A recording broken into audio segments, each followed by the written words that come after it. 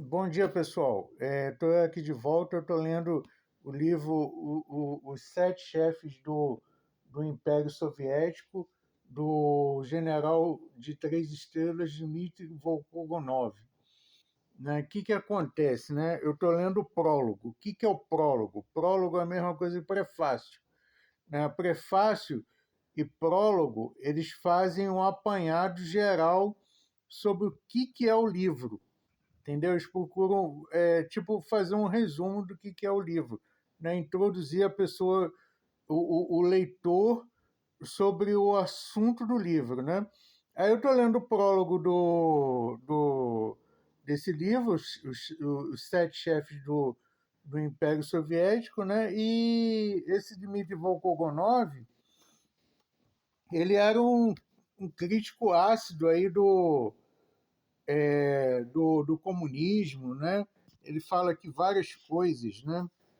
Aqui no prólogo, né? Eu nem terminei de ler o prólogo ainda, né? Mas por aí já dá para ter uma ideia, já dá para ter uma ideia do que é o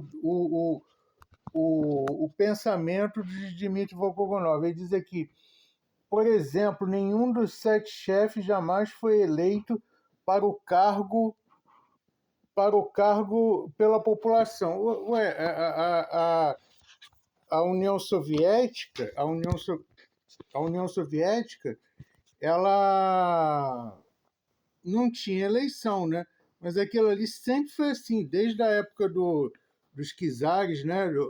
Da dinastia Romanov, a dinastia Rurik, né? Aquilo ali nunca foi uma democracia, né? Por quê? Porque são vários povos ali, né? 140, 180 povos diferentes ali. Aquilo ali sempre teve que ser mantido como um regime de força, entendeu? Mas o que acontece, né? Eu posso falar assim, do Stalin especificamente, né? É, as diferentes povos, eles tinham representatividade, né? Claro que são muitos povos, 180, nem todos, né? Mas os mais expressivos, eles tinham representação, né? Tanto é que o próprio Dmitry Volkogonov, ele fala aqui mais adiante, né?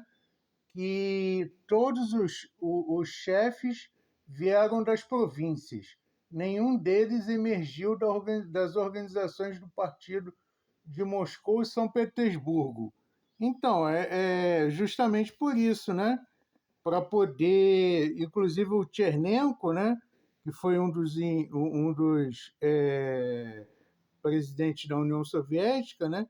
Ele veio da Ucrânia, entendeu? Esse Chernenko, esse nome assim, Chernenko, Lukashenko, não, Lukashenko é da Bielorrússia, né?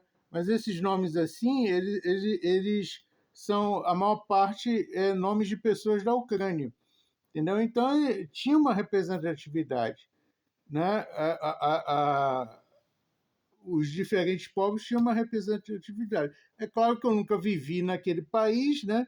O Volkogonov tinha as razões dele para pensar que falar mal do comunismo, falar mal da União Soviética, né? Porque o pai dele ele foi assassinado porque ele foi pego com um panfleto de um cara que tinha caído em desgraça aí na União Soviética, né? Aí mataram ele, entendeu? Porque era o cara, tipo assim, a oposição, né? Mas isso é uma coisa comum na União Soviética. Claro que o Dmitry Volkogonov ficou sentido, porque ficou revoltado, porque mataram o pai dele, né? Mas, tipo assim, isso aí não quer dizer que o regime seja de todo ruim, né? Eu também não vivi naquela época naquele país, né? Eu também não posso, assim, eu estou aqui no Brasil, no meu conforto, né? Talvez eu tivesse a mesma reação do Dmitry Volkogonov se eu vivesse naquela época na União Soviética, né? Mas, tipo assim, a gente analisando de fora, a União Soviética ela prosperou bastante, né? Ela mandou o Yuri Gagarin, que foi o primeiro homem no espaço, né? A indústria prosperou, de repente, se não tivesse tido, não fosse invadido pela Alemanha nazista do Hitler, né? Talvez matado 27 milhões de soviéticos, talvez a União Soviética tivesse prosperado ainda mais com Stalin, entendeu? Né? E o regime ele não caiu, né? Ele fala aqui que tem uma parte que ele fala, peraí,